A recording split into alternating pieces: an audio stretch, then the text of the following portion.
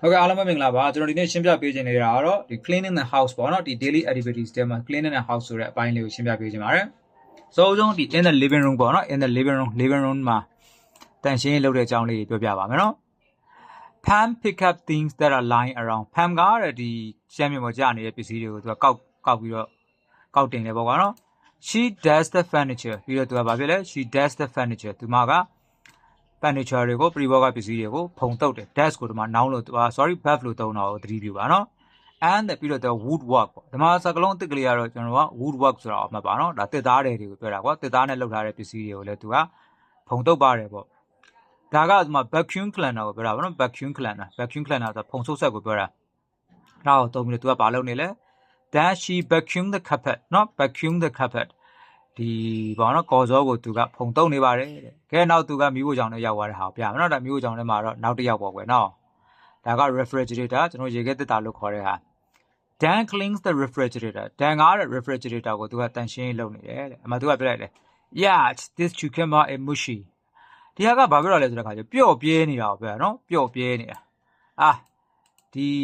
တခွားသီးတွေပျော့ပြဲနေပြီတဲ့ and throw out swine food နော်သူကဒီ swine food ပျက်စီးနေတဲ့အစားအသောက်တွေကိုသူကလွတ်ပလိုက်တယ်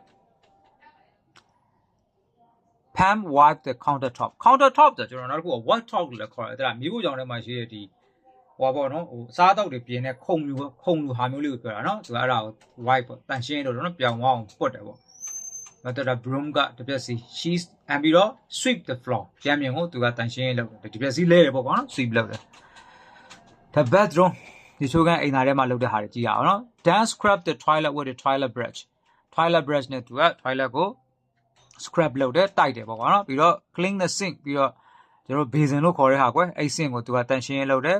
scrub the bathtub ပြီးတော့ရေချိုးတဲ့ bathtub ပေါ့နော် bathtub ရေချိုးတဲ့ဟိုကန်ပေါ့နော် line down လုပ်ပြီးတော့ချိုးတဲ့တောင်ကို scrub လုပ်တယ်တိုက်ပြတယ် He washed the mirror on the medicine cabinet ပြီးတော့ဆေးတွေထည့်တဲ့ဒီ cabinet ကဒီမှန်ကိုသွားတိုက်တယ်